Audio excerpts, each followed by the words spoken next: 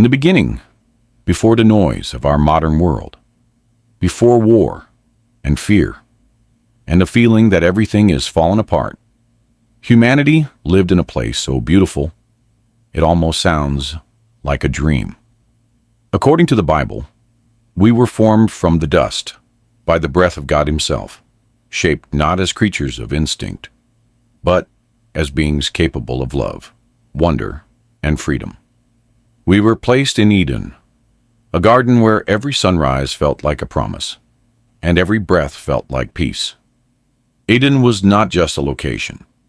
It was a state of harmony, where the heart never had to hide, where nothing threatened our joy, where God walked with humanity, as a friend walks beside a friend. But freedom is a dangerous gift, and one small act of disobedience shattered the world we knew. The moment we reached for what was forbidden, we stepped out of innocence and into a world we were never meant to carry alone. The ground grew hard, suffering entered the story, and the long journey of humanity began. Today, as we watch our world tremble with chaos, division, and the heavy feeling that these might truly be the last days, something deep inside us remembers where we came from. That ancient memory of Eden becomes a quiet ache, a longing for the home we lost, a hope that maybe someday we can return. It is the same longing that whispers to us when life gets too heavy, the same longing that makes us lift our eyes and wonder if heaven is still waiting for us. If you feel that ache too, that sense that we were made for something better than this broken world, I invite you to subscribe and continue this journey with me. And before you leave, tell me, where are you listening from? And what part of Eden do you find yourself longing for the most? Leave a comment below, because your words may be the comfort someone else desperately needs tonight. After humanity left Eden and stepped into a world filled with uncertainty and wandering, the next chapter did not begin with a mighty king or a flawless hero, but with an ordinary man named Abraham, living quietly among his people, carrying questions in his heart that many of us still carry today. Questions about identity, purpose, and whether there is something greater calling our name beyond the life we know. One day, he heard a voice that stirred something deep inside him, a voice that asked him to leave behind everything familiar, to walk away from the comfort of home, from the faces he knew since childhood, and step into a land whose name he had never heard. What makes Abraham's story unforgettable is not the miracles surrounding him, but the humanity within him, the fear he must have felt, the courage to say yes, even when nothing was guaranteed. A courage that has shaped generations of people who believe in stepping forward even when the road is dark. His faith passed on to Isaac, then to Jacob, and their lives, like every family we know, were full of complicated emotions. Love tangled with jealousy, hope mixed with disappointment, and wounds created by the very people meant to protect them. Then came Joseph, a young dreamer whose coat of many colors symbolized both love and danger, attracting admiration from his father and jealousy from his brothers. In a moment when envy won over love, they betrayed him, threw him into a pit, and sold him to strangers.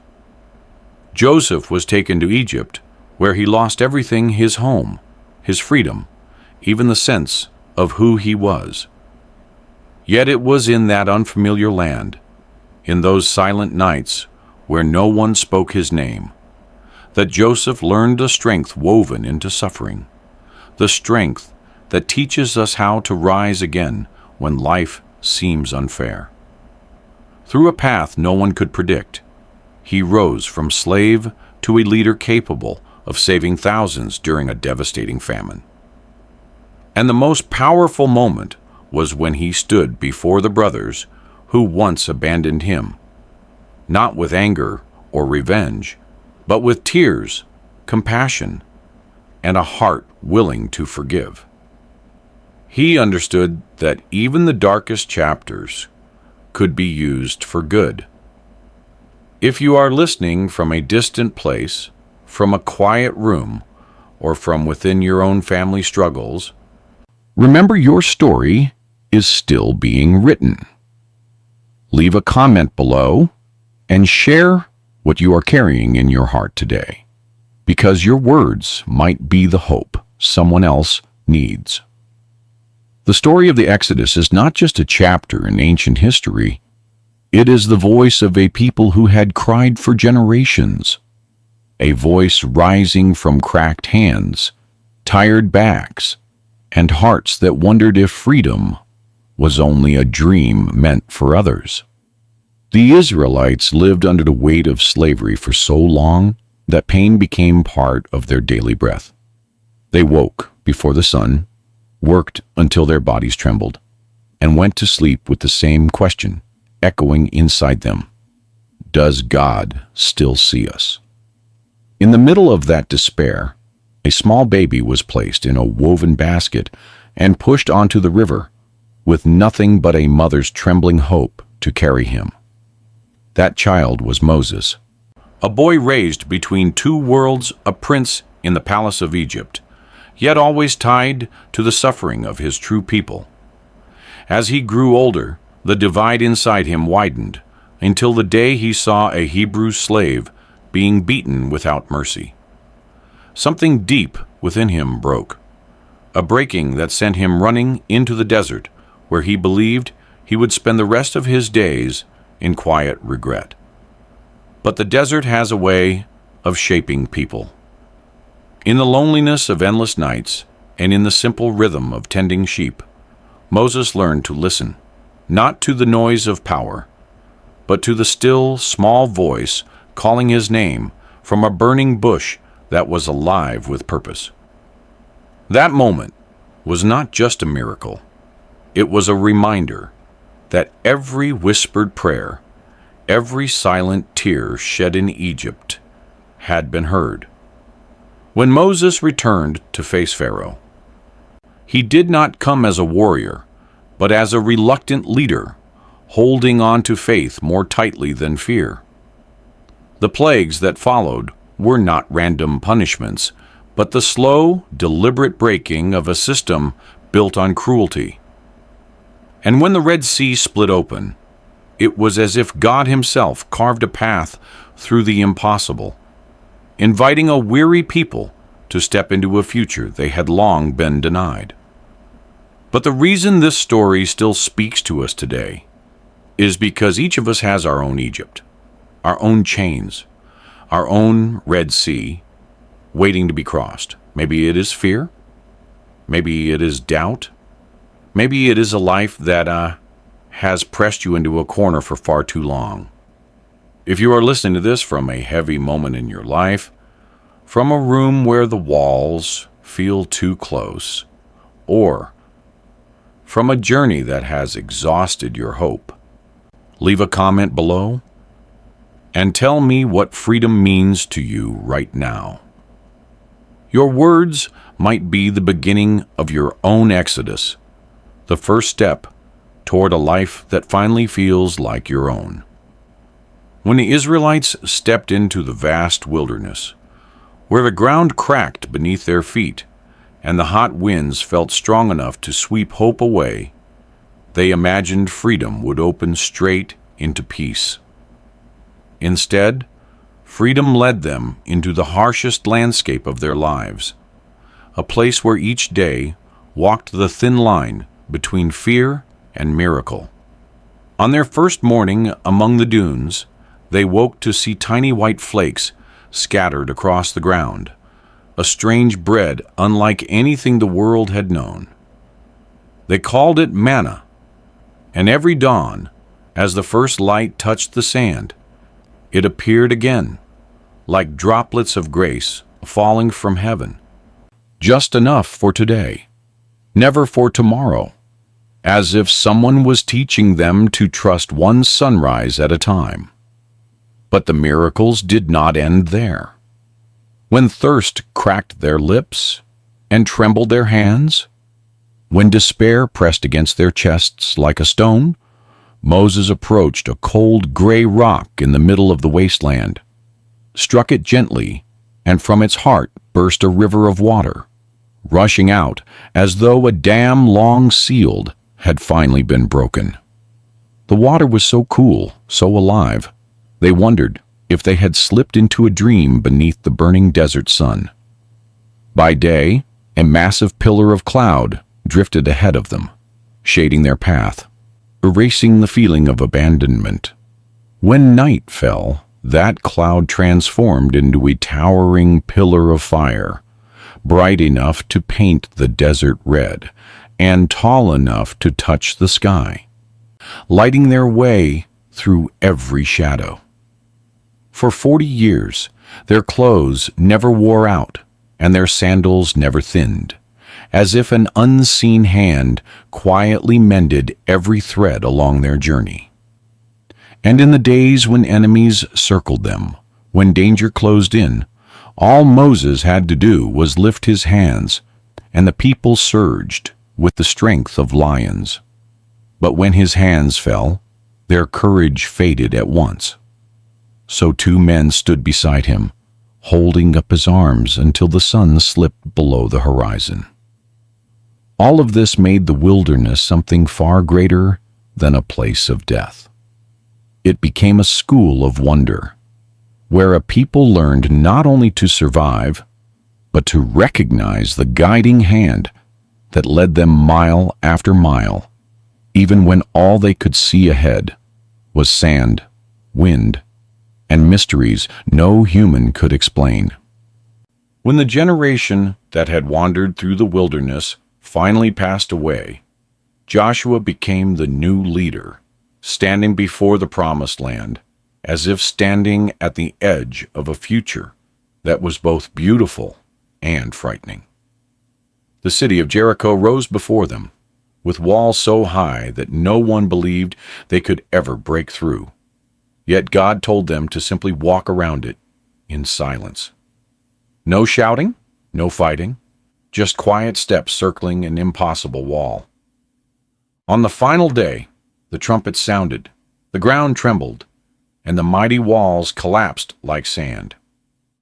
In that moment, the people realized that some doors in life only open when we dare to believe what no one else believes. But after Joshua died, Israel entered the era of the judges, a chaotic time when everyone did whatever they wanted. They forgot God, fell into trouble, cried out for help, and each time, someone unexpected rose to rescue them. There was Samson, a man so strong that armies feared him, yet his weakness lay in his own heart. There was Deborah, a rare woman leader in an age when women had almost no voice. Each judge appeared like a small flame, pulling the nation out of darkness for a moment. Then suddenly, in the middle of all the violence and confusion, came a story so gentle and human, it felt like a cool breeze in the heat of a harsh season, the story of Ruth. She was not a warrior or a leader, just a foreign woman, with a kind heart and an uncommon loyalty.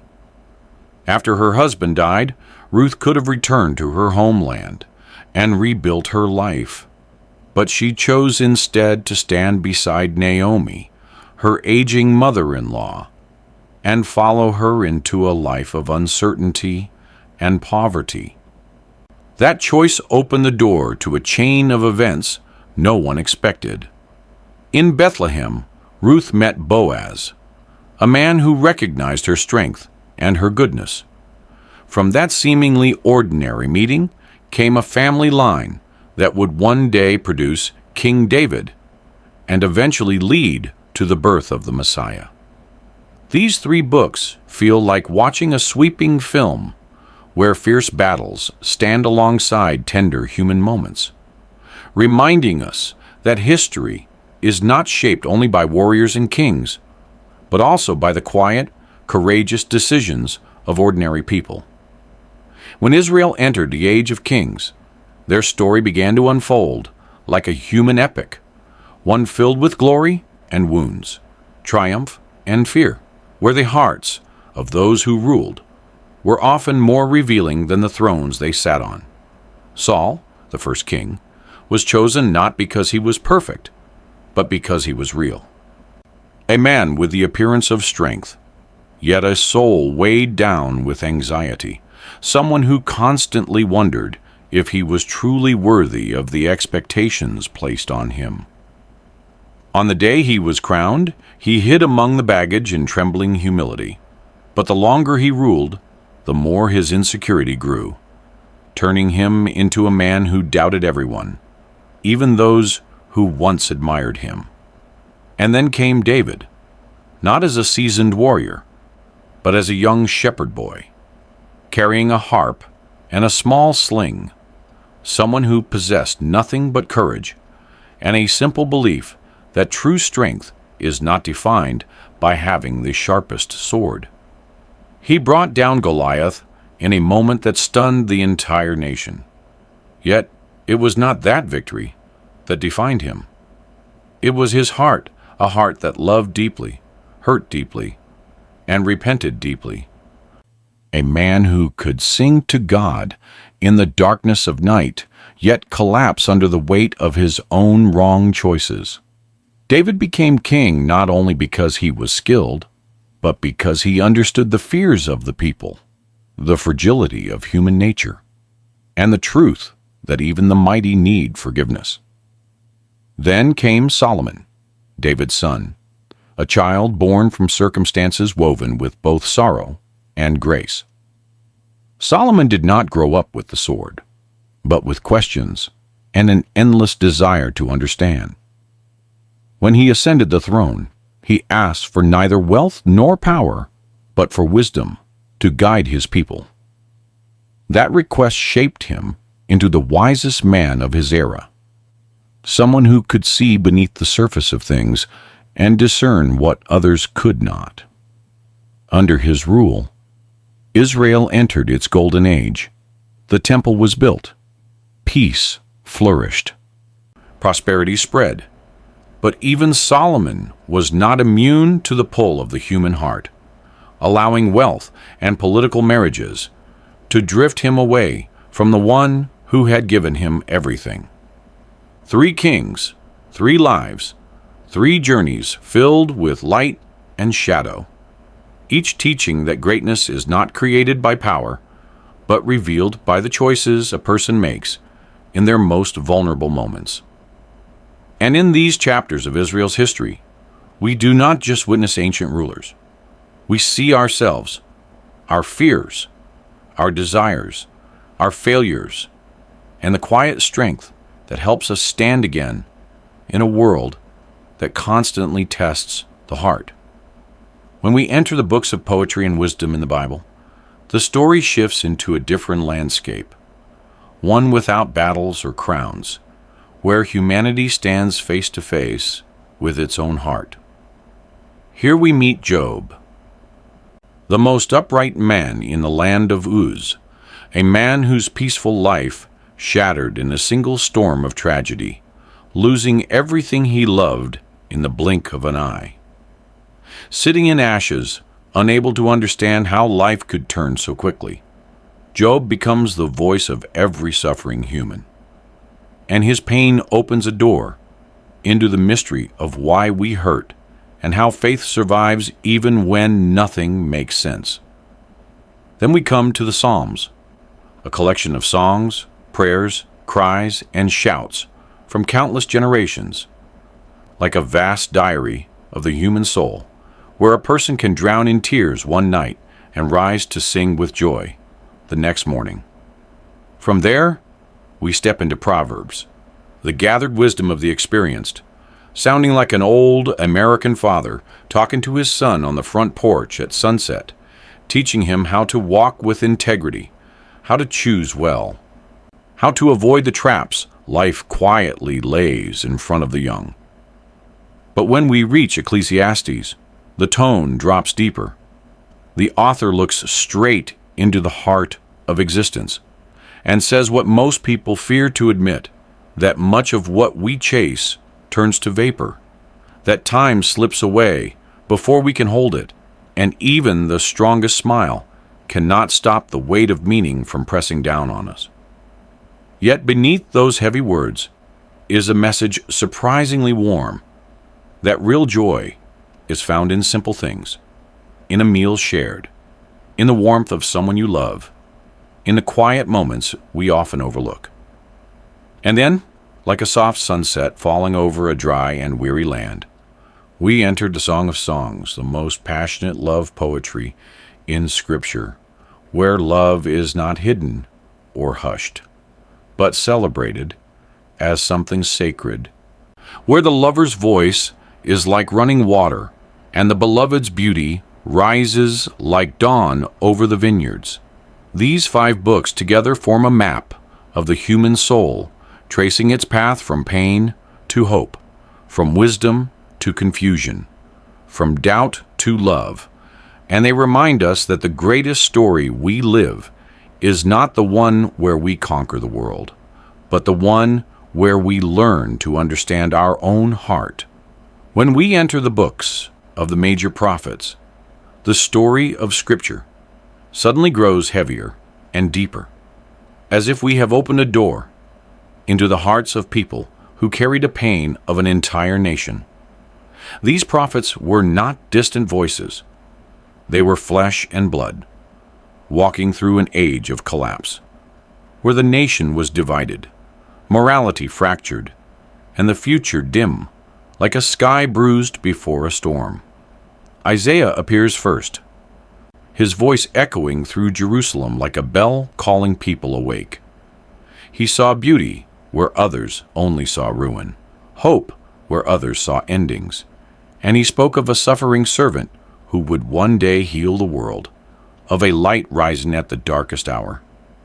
His words remind us that hope, in certain seasons, is the bravest thing a human can hold.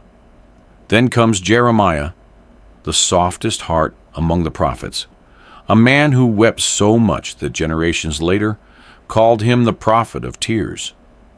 He watched his people walk straight into destruction, as helpless as a father watching a beloved child rush toward danger. Yet even in heartbreak, Jeremiah kept speaking, knowing that silence can sometimes be its own kind of betrayal. Ezekiel follows, unlike any prophet before him, an artist of visions both strange and unforgettable. He saw a valley filled with dry bones and watched them rise into an army of life. He saw glory leave the temple and promised it would return again. Through him we learn that even when everything dies, God can still breathe life into what we thought was forever lost. And then Daniel, the young man carried into exile, yet refusing to let exile carry away who he was. Daniel stood firm inside the most powerful empire of his day, not with sword or rebellion, but with faith, praying when prayer was a death sentence, staying true when the world demanded he kneel. Each of these 4 prophets stood in a dark and trembling age, and spoke the truth no one else dared to say. And because of them, hope never completely disappeared among the ruins. Listening to their stories feels strangely familiar, because our own world is just as fragile, just as wounded, and still waiting for voices brave enough to believe when everything around them begins to shake. When we step into the world of the 12 minor prophets, we are not entering long books or grand sweeping narratives, but a collection of short voices, sharp as arrows, aimed straight at the human heart. These prophets were not figures standing on great stages. They were ordinary people living among their communities, seeing what was wrong, hurting with the pain of the weak, and speaking aloud what everyone else tried to avoid. Hosea begins with a love story full of heartbreak, called to love an unfaithful wife, so he could understand the depth of Israel's betrayal. And so, the world could see that true love is stronger than disappointment. Joel looked into the darkness of judgment, yet still spoke of hope like the first light after a long winter. Amos, a simple shepherd, thundered louder than any king, declaring that justice is not a privilege for the wealthy, that God stands with the oppressed, and that their cries will never disappear into the wind. Obadiah warned how pride can collapse in a single breath. Jonah, the runaway prophet, showed that even the stubborn and exhausted can be used to save a city. Micah asked the question every generation fears to face: what does God truly desire from us? Then answered with three simple and eternal truths: do justice, love mercy, and walk humbly.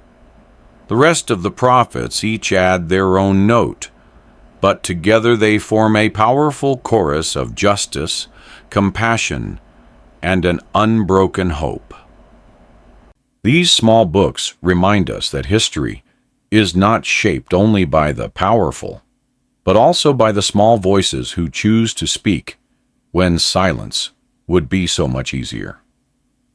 The four Gospels tell the story of a man who appeared in a small corner of the ancient world, yet shook the course of human history in a way no leader ever had.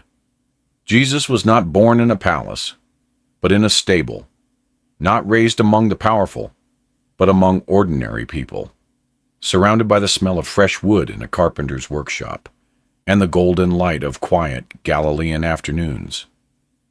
And from that humble place, the world first saw a new kind of greatness, one that did not rely on force or authority, but on compassion, gentleness, and a heart that understood human pain more deeply than anyone.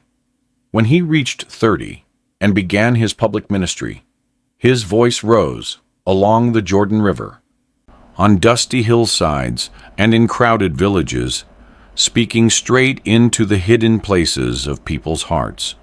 He did not look for the strong to build a kingdom, but for the broken, barefoot fishermen, outcasts, the forgotten, the ones society had stopped believing in. To them he gave not just purpose, but dignity, not just rules, but a way of love, touching lepers with his bare hands in a world that recoiled from them in fear.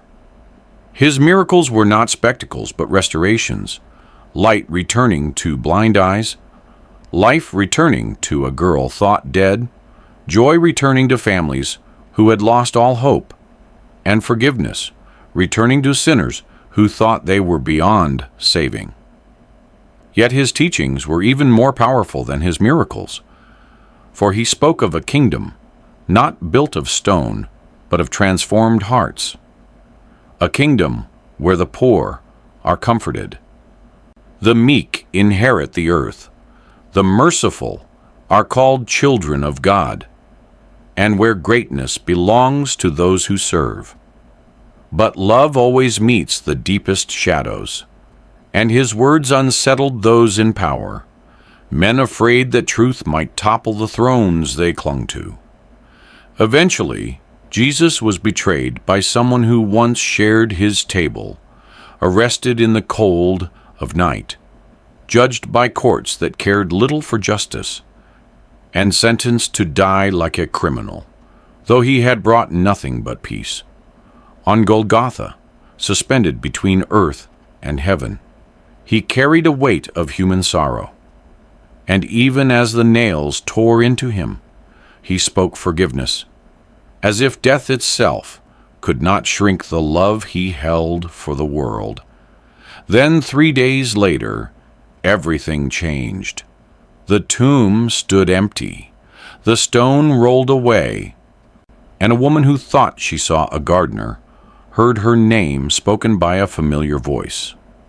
In that moment, the world understood that darkness was not the final chapter, that death did not rule the way we once believed. Through the eyes of the four Gospels, the life of Jesus is not merely the biography of a religious figure, but a map guiding humanity from despair to hope, from brokenness to healing, from fear to courage. And more than 2,000 years later, his voice still lingers in the human heart like a quiet but irresistible invitation, reminding us that light always finds its way, even in the darkest of times. The book of Acts opens like a moment when the whole world holds its breath, as a group of frightened believers suddenly rise and become witnesses, powerful enough to catch the attention of the Roman Empire. It begins in a small room in Jerusalem, where the disciples gather after Jesus has ascended, carrying a mix of hope and confusion, like people trying to figure out how to live on after losing the teacher they loved most. Then something no one expected happens. A wind roars through the room, flames appear above their heads, and they speak words they themselves cannot explain. That moment is more than a miracle. It is the announcement that a new kind of community has been born, not built on armies or wealth, but on courage and the truth they had seen with their own eyes. Peter, the man who once denied Jesus 3 times, now stands in the middle of a crowded square and speaks with such force that thousands of people feel their lives shift instantly. The followers of Jesus begin to live like one great family, sharing food, sharing homes, sharing burdens, and sharing the astonishing things they witness day after day. But this new movement is not met with ease, because whenever light spreads, darkness pushes back. Stephen, a young man with a face gentle as lamplight, becomes the first to pay with his life, and his death ignites something fierce in the hearts of those who watched. Among the crowd is Saul, the fiercest enemy of the church, hunting them as if they were a threat to society itself. Yet on the road to Damascus, a blinding light knocks him to the ground, and the voice he hears changes the direction of his life forever. Saul becomes Paul, the man who will cross seas, deserts, prisons, and unfamiliar cities to plant the seeds of a new faith. The book of Acts is not just the history of a religion, but the story of ordinary people set on fire by what they believed was true. And though they were opposed, hunted, and misunderstood, they kept walking until from that small room in Jerusalem, a flame spread across the world and has never gone out. The book of Acts opens like a moment when heaven and earth shift, as ordinary people who once trembled behind locked doors suddenly ignite with courage and become witnesses who shake the ancient world. In a small room in Jerusalem, they sit close together, faces tired, hearts heavy with loss, unsure of what the future will demand of them. It is a deeply human moment, a fragile gathering of people trying to believe in something they do not yet fully understand. Then suddenly, a sound like a rushing storm fills the room. Flames appear and rest on each of them, and when they speak, languages they have never learned flow out like a river. It is not just a miracle, but the breath of heaven filling a new kind of community, a new kind of family, one held together by love stronger than fear. Peter, who once denied his teacher 3 times, now stands in a packed square and speaks with a strength that makes an entire city stop and listen. A man who once ran now becomes the doorway through which thousands find hope. The believers begin living as if they share one heartbeat, sharing meals, sharing burdens, and sharing the joy of witnessing wonders unfold day after day. But when light rises, darkness wakes as well. Stephen, the young man with a gentle face, becomes the first to fall, and his death lights a fire inside those who remain. Among the ones throwing stones stands Saul, the fiercest enemy of the movement. But only days later, on the dusty road to Damascus, a blinding light knocks him to the ground, and a voice calls his name with a force no human could ignore. That moment turns his whole life upside down. Saul becomes Paul, not a hunter of believers, but a man carrying good news into cities Israel never dared to enter. He crosses seas and deserts, steps into prisons, and stands before the most powerful men of his age without trembling, because he believes in something stronger than chains. The book of Acts is not merely the origin story of a religion. It is the story of people transformed by a love they believed was true. And from that small upper room in Jerusalem, they lit a flame that 2,000 years later has never gone out. The New Testament letters are not dry lectures or rigid rules meant to control people. They are messages written to those searching for a way to live beautifully in a time filled with division, anxiety, pressure, and uncertainty. These letters appear like a lamp placed in a dark room, showing us that living differently is not about escaping the world, but about living within it, with deeper love, clearer purpose, and a more grounded heart. They teach us how to love when love becomes difficult, how to keep peace when nothing feels secure, how to be patient when life refuses to go the way we planned, and how to keep our hearts soft even when the world grows harsh. To live differently in the way these letters describe is to understand that real value is not found in what we own but in what we give, that true strength is not in dominating others but in learning to forgive, that real joy is not the absence of struggle but the ability to stand steady inside it with inner peace. These letters were written by people who had been weak, afraid, and flawed, yet discovered a way to live with deeper freedom, deeper wisdom, and deeper humanity. And when we open their words today, we are not only listening to their stories, we are learning how to rewrite our own, one choice at a time, one action at a time, shaping a life that truly lives differently in a world that so easily makes everyone the same. The book of Revelation is not meant to frighten people. It was written for anyone living through dark times, when everything feels like it's falling apart and you're not sure what you can hold on to anymore. John, its author, didn't write from a throne or a grand temple, but from a lonely island where he'd been exiled, a place cold, isolated, and easy to believe that God had forgotten him. Yet in that very place, in the moment that felt like the end of everything, the heavens opened, and he saw what every generation after him would desperately need to hear, that no matter how violently the world shakes, hope does not disappear.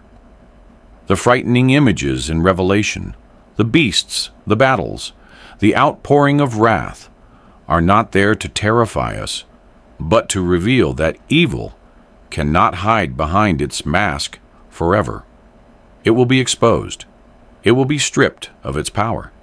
Every force that has hurt humanity will eventually be pulled off its throne. And the one who triumphs in Revelation is not a warlord or an emperor, but the Lamb, a symbol that feels upside down yet breathtakingly true, because the Lamb wins not through violence, but through love and sacrifice. This is the first lesson Revelation offers us, that in certain seasons of life, what keeps us standing is not power, wealth, or control, but kindness, endurance, and the quiet goodness we hold on to, even when the world around us grows cruel. John also sees people who have walked through suffering, but their identity is not defined by pain. They stand in white robes before the throne, a picture of those who remained steady, who kept their hearts soft even in hardship, and who are now lifted up, comforted, and healed.